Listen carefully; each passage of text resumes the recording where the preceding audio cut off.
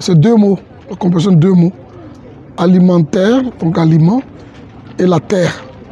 Donc c'est un festival sur les questions de souveraineté alimentaire, des questions de protection de l'environnement, des questions de l'agroécologie, donc et de la souveraineté tout court. Donc c'est un festival sur ces thématiques-là, comment protéger l'environnement, la question des forêts, la préservation des forêts. C'est pour ça que nous avons choisi le prix Nobel alternatif Yacouba Ouédraogo comme parrain de cette première édition.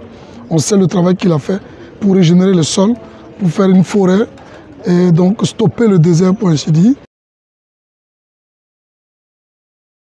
Donc il y avait des projections de films. Chaque soir, il y a un ou deux films qui sont projetés, suivis de débats. Le principe, c'est un film, un thème, un débat. Donc ça, c'était l'activité fondamentale de l'événement. Ensuite, il y a l'exposition vente de produits agroécologiques. Donc un espace qui est donné à tous les professionnels du secteur de venir présenter les produits issus de l'agroécologie. À côté de ça, il y avait un forum sur le foncier et l'agroécologie. Donc là, qui réunit des spécialistes du domaine, ceux qui travaillent dans le domaine, pour échanger et proposer des pistes de solutions, pour poser les bases, certainement, des perspectives de ce festival-là. Ensuite, on a aussi pensé que c'était bon de sortir de Ouaga. Donc on est allé à Koubri, on est allé à Lumbila, dans un lycée privé professionnel agricole important où on forme les jeunes à l'élevage et à l'agriculture. C'était important pour nous de faire un clin d'œil à ce lycée-là. Et c'était avec beaucoup de plaisir qu'on allait avec le parrain, Yacouba Ouédraogo, pour discuter avec ses enfants. Et c'était très émouvant. Ensuite, on a eu aussi des projections dans les non-lotis. Et pour rendre tout ça beau, on s'est dit on ne peut pas faire tout ça, regrouper autant de monde et que ça soit juste comme ça, des débats et puis repartis. On a rajouté des plateaux musicaux tous les soirs. Donc chaque soir, il y a un plateau musical en live.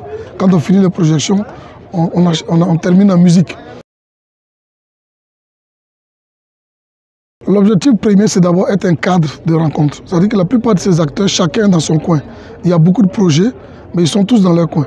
Donc le fait de créer un cadre où ils se retrouvent tous, donc ils peuvent partager leurs expériences, partager les bonnes pratiques, ça c'est déjà un premier objectif, être un cadre. Un cadre aussi où on pose les problèmes et on cherche des solutions, un cadre de réflexion. Donc c'est important.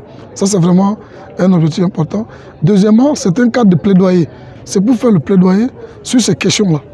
De dire, aujourd'hui, le modernisme est en train de nous perdre dans tous les domaines. Il est important de se poser les bonnes questions. Comment combiner l'agriculture et l'élevage? Jusqu'à présent, on n'arrive pas à les combiner. Et c'est source de plein de conflits.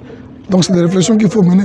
Donc on va aussi être un cadre de plaidoyer sur ces questions-là, de souveraineté alimentaire, de promouvoir les cultures ancestrales, les pratiques ancestrales de l'agriculture, et aussi de maîtriser soi-même son destin dans ce domaine-là. Non, je dois dire que quand on organisait un tel événement, c'est la première fois, donc il y avait quelques appréhensions. Mais là, dès que ça a commencé, j'ai vu qu'il y a un intérêt, il y a une qualité des participants qui est telle qu'on est très satisfait. Je pense que c'est un succès, il ne faut pas se le cacher. Il y a certes des petites imperfections, il y a encore le public qu'on aurait espéré plus nombreux pour visiter l'exposition vente, mais globalement, les activités ont eu tous des succès et il y a une participation du public qui est intéressante.